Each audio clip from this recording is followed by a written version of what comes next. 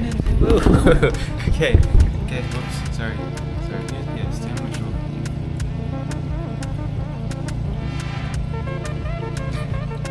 Okay, I get up at 4 to 5ish every morning. I go to bed at the same time. I don't have a morning timer, but I do have more of a bedtime timer.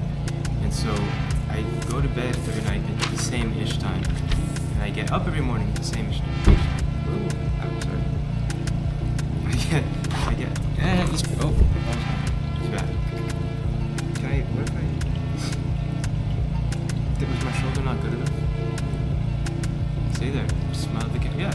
The first thing I do whenever I get up is I like roll out of bed, put on a hoodie because it's freezing, and then go and instantly do school. What is it? Eat what? Eat the frog is the analogy where you had to eat a meal, right? And at some point during the meal you had to eat a frog, like a full just live frog. At what point in the meal would you eat the frog, right? And so the best thing to do would actually be to eat it the first thing, so that you just eat it and you're done with. And then, because if you eat it at the end, if you put it off at all, the rest of the meal is spent like anticipating, not anticipating, the opposite of anticipating, like dreading the frog. So you kind of end up ruining the whole meal.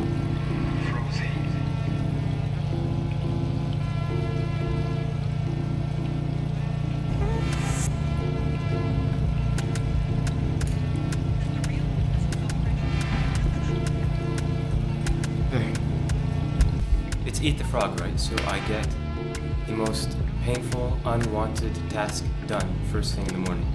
At least that's the plan. I'm not procrastinating. Basically, I wake up and then open the laptop and then get right to school and whatever assignment or paper or essay or whatever that I have to write that I really don't want to write, I just write it. One, it doesn't feel quite so boring like at the beginning of the day because your brain hasn't had any stimulation really. And then the rest of the day is basically a whole lot easier because I spent like the first 2 hours of my morning doing a bunch of painful things, so the whole day by comparison seems fun, seems enjoyable. The second thing is a prayer, meditation, Bible reading, devotion kind of thing, right? So it didn't sound very structured, but basically, especially when it's dark, like if you read, especially when it's still dark, I like to pray and just stare at the sky and then read the Bible, kind of meditate. If you look at the stories of like all the greatest, well, I was gonna say all the greatest men of all time, but like especially all the greatest like preachers and missionaries of all time, they all would get up at like 4 and just walk and pray for an hour, and that's how they started their days. So I figure there's probably some sort of there's probably a reason, and that probably did something to their day, to their life, and so it's something that I've recently started to do. I would like pray. I would always pray, but like now, I get up and normally before the world is up, I try and pray, read the Bible, meditate, do devotions, that kind of thing. It kind of sets the tone for the rest of your day. Third thing is can I say I just take a cold shower? Is that impressive enough for the video? It's not really a whole lot I do. I get up, I work, and I pray. That pretty much covers it.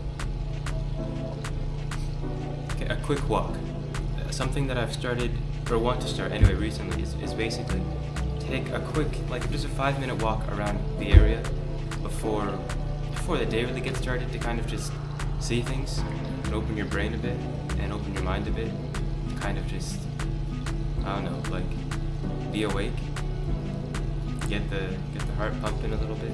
It doesn't have to be a brisk walk, but just something kind of, it could be leisurely, but just taking a walk at all is a good start.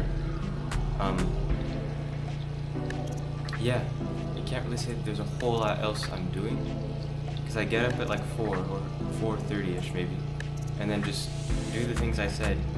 Like mainly I work and then pray till like 7, like 4:45. So like I really don't do a whole lot, but especially the eat the frog thing, the getting up and doing the hard, painful task first thing in the morning is really, really important, because it makes the rest of the day better. It's like whatever thing tomorrow that you don't want to do, get up and do it first thing, and then the rest of the day is heaven by comparison.